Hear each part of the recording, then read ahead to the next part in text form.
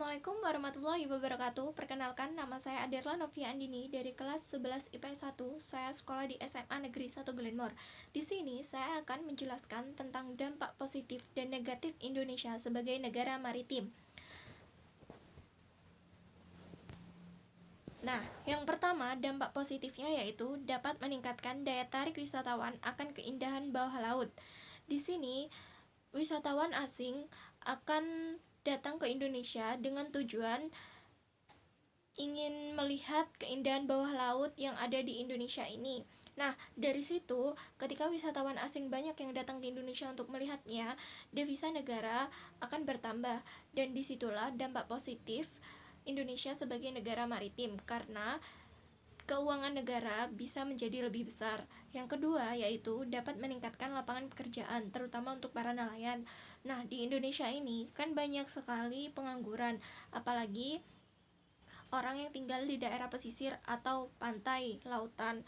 Nah, di sana kan terkadang kita susah untuk mencari pencaharian kerja apa.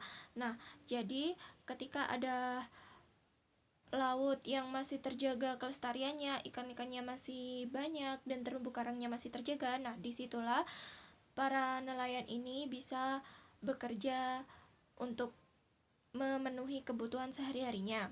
Nah, yang ketiga yaitu memiliki sumber daya alam yang melimpah yang berada dari laut. Nah, di dalam laut ini kan banyak sekali sumber dayanya ya, kayak mutiara, terus ikan, terus lagi kayak terumbu karang atau rumput laut. Nah, mutiara itu kita bisa kita jadikan sebagai perhiasan yang ketika dijual belikan itu sangat mahal sekali.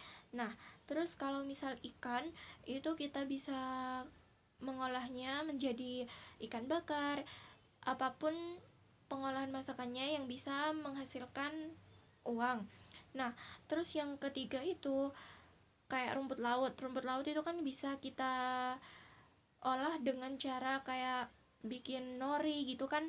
Itu juga bisa membawa dampak positif bagi Indonesia sebagai negara maritim. Nah, sekarang dampak negatifnya yaitu satu, banyaknya budaya asing yang masuk di Indonesia. Perairan di Indonesia ini kan sangat luas, jadi besar sekali kemungkinannya warga asing di luar negeri itu bisa datang kapanpun di Indonesia lewat pelabuhan. Kan kalau di pelabuhan itu tidak selamanya 24 jam mereka mengecek ya tentara-tentaranya itu. Nah, jadi ketika pelabuhannya lengang oleh pengawasan, mereka masuk dan membawa budaya-budaya yang ada pada negara mereka dibawa ke Indonesia. Lalu mereka menyebarluaskan ke daerah yang mereka tuju di Indonesia. Lantas budaya yang asli di dalam daerah Indonesia ini itu luntur perlahan dan digantikan dengan budaya asing. Nah, yang kedua, adanya pasar gelap.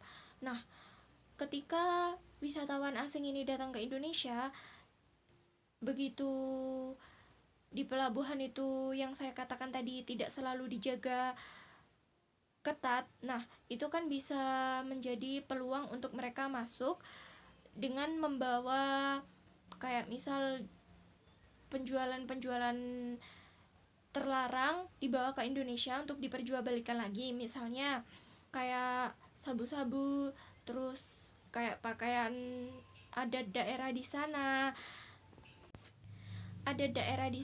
lalu diperjualbelikan ke Indonesia.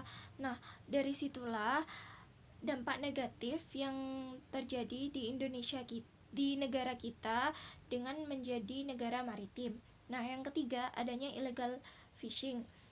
Wisatawan asing maupun lokal mempunyai peluang besar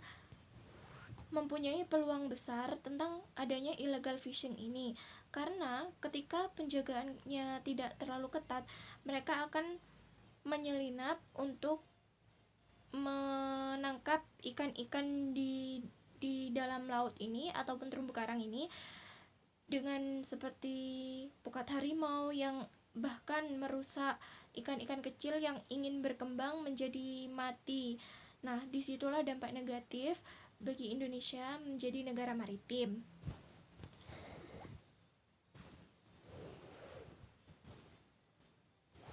Nah, sekian penjelasan saya. Mohon maaf bila ada salah kata. Wassalamualaikum warahmatullahi wabarakatuh.